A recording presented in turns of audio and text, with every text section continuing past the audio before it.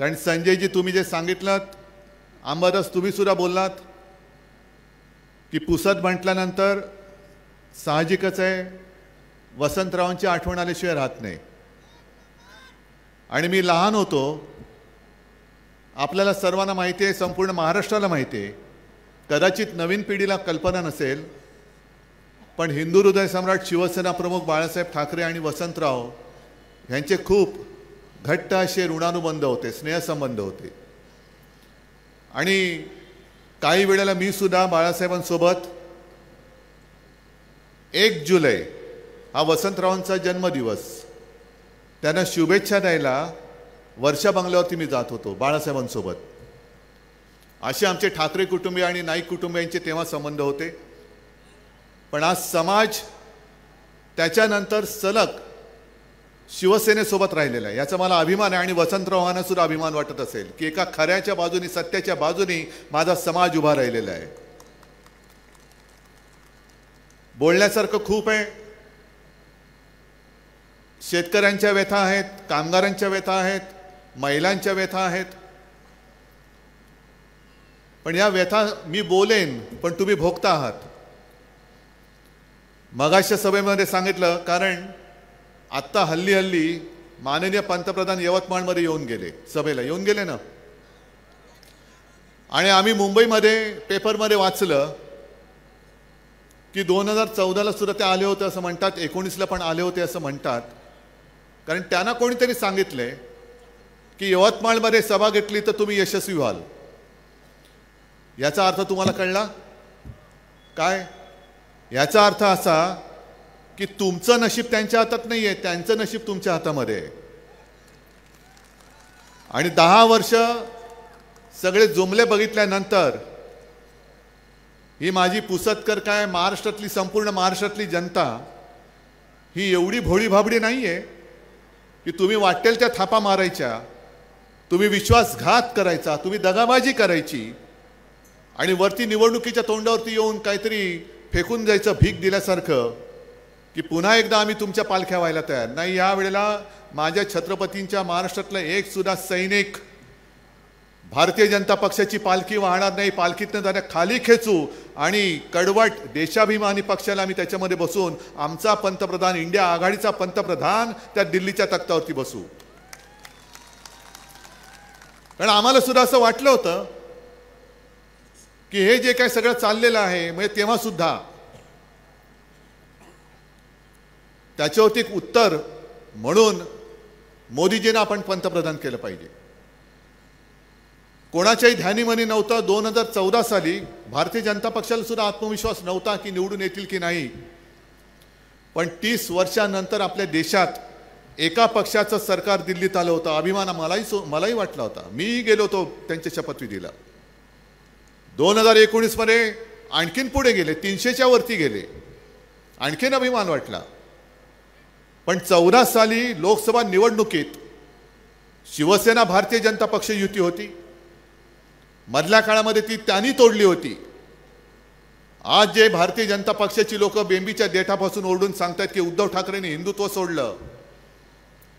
सोडलं का रे? पण मी हिंदुत्व न सोडता देखील मुस्लिम समाज मोठ्या प्रमाणावरती माझ्यासोबत येतोय. याचं कारण मी भारतीय जनता पक्षाला सोडलं. भारतीय जनता पक्षाचं, भाजपाचं मी हिंदुत्व नाचलेलं, बुरसटलेलं आहे ते सोडलं. हिंदुत्व मी सोडलं नाही. आणि आमचं जे खरं हिंदुत्व आहे शिवसेनेचं, ते मी अनेकदा सांगितलेलं आहे, पुन्हा पुन्हा सांगतो, कारण कोणाचा गैरसमज होऊ नये म्हणून सांगतो. जे हिंदुत्व माझ्या आजोबांनी मला शिकवलं, जे हिंदुत्व हिंदू हृदय सम्राट शिवसेना प्रमुखांनी मला शिकवलं, ते हिंदुत्व घरातली चूल पेटवणार आहे. आणि भारतीय जनता पक्षाचं हिंदुत्व एक घर पेटवणारं हिंदुत्व आहे. आम्ही चूल पेटवतो. आमच्या मनामध्ये राम आहे, हृदयात राम आहे, पण हाताला काम देणारं आमचं हिंदुत्व आहे. आज सुद्धा म्हणजे काल परवापासून सुरू झाले एक नवीन कायदा ते आता आणतायत देशात. कोणता? तो सीए. कळलंय तुम्हाला? म्हणजे आपल्या देशाच्या बाहेर जे कोणी भयभीत झालेले हिंदू असतील, जैन असतील, पारसी असतील, शीख असतील, त्यांना आपल्या देशात येऊ द्या, जरूर येऊ द्या. पण हा सुद्धा एक निवडणुकीचा जुमला आहे. कारण आता 2-3 दिवसामध्ये आचारसंहिता जाहीर होईल. आधीच त्या कायद्याच्या विरुद्ध जेव्हा मी मुख्यमंत्री झालो होतो, नोव्हेंबरमध्ये शपथ घेतली आणि डिसेंबरमध्ये त्यांनी हे भूत आपल्या देशामध्ये नाचवलं होतं, CA आणि NRC. एक भीती सगळ्यांच्या मनात निर्माण झाली होती, खास करून आसामच्या जनतेमध्ये, की आमच्या या इथल्या राहण्याचं सर्टिफिकेट नसेल तर आमचं काय होणार. असं काहीतरी तो विचित्र कायदा होता. आणि त्याच वेळेला या कायद्याच्या विरुद्ध काही याचिका कोर्टात दाखल झाल्या. त्या याचिकांचा अजून निकाल लागलेला नाही आणि आज परत त्यांनी CAची अधिसूचना जाहीर केली. म्हणजे हा निवडणुकीचा जुमला आहे. यांना फक्त धर्माधर्मामध्ये भेद करायचा आहे, मारामारी करायची आहे, दंगली पेटवायच्या आहेत. आणि म्हणून मी जे सांगतो की ही जी आता उद्याची निवडणूक होणार आहे, एका बाजूला भाजप आहे जो धर्माधर्मामध्ये द्वेष पसरवतो आहे, घटना बदल करू इच्छितो आहे, आणि दुसऱ्या बाजूला इंडिया नावाची आपली जी आघाडी झाली ती देशभक्तांची आघाडी आहे. म्हणजे ही निवडणूक देशभक्त आणि द्वेषभक्त अशी होणार आहे. सांगा तुम्ही कोणाच्या बाजूला, तुम्ही देशभक्त आहात की द्वेषभक्त आहात. पण यांच्या विरुद्ध जर काही बोललं तर लगेच देशद्रोही आहे. नाही, आम्ही देशभक्त आहोत. आणि जर बाहेरच्या देशातील हिंदूंना तुम्ही आपल्या देशात घेत असाल, जरूर घ्या.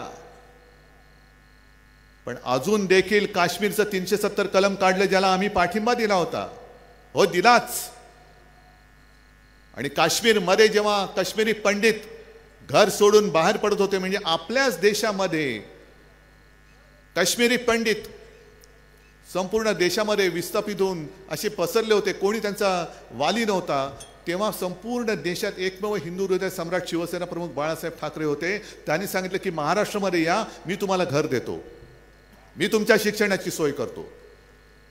कुठे होता तेव्हा CA? मग आज तुम्ही CA आणता आहात. काश्मीरी पंडित जे सगळे घर सोडून पळून गेलेत, 370 कलम काढून 3, 4, 5 वर्ष, किती वर्ष झाली कल्पना नाही. अजूनही काश्मीरमध्ये निवडणुका घेत नाहीयेत.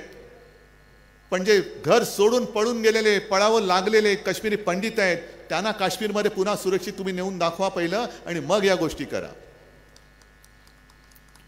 मग CA जर का आणायचं असेल तर मणिपूर पेटलेलं आहे. मणिपूरमध्ये काही हिंदू राहत नाहीत. जाती जमातीमध्ये जो काही आगडोंब उसळलेला आहे, ना तिकडे पंतप्रधान जायला तयार, ना तिकडे गृहमंत्री जायला तयार. म्हणजे पंतप्रधान समुद्राच्या बुडाशी जातात, तळाशी जातात, पाण्याच्या तळाशी जातात, पण मणिपूरमध्ये जात नाहीत. महाराष्ट्रामध्ये मत मागायला येतात, पण मणिपूरमध्ये जात नाहीत. काय मणिपूरमध्ये जे भयभीत झाले ते हिंदू नाही आहेत? बरं, हे सगळं बाजूला ठेवा.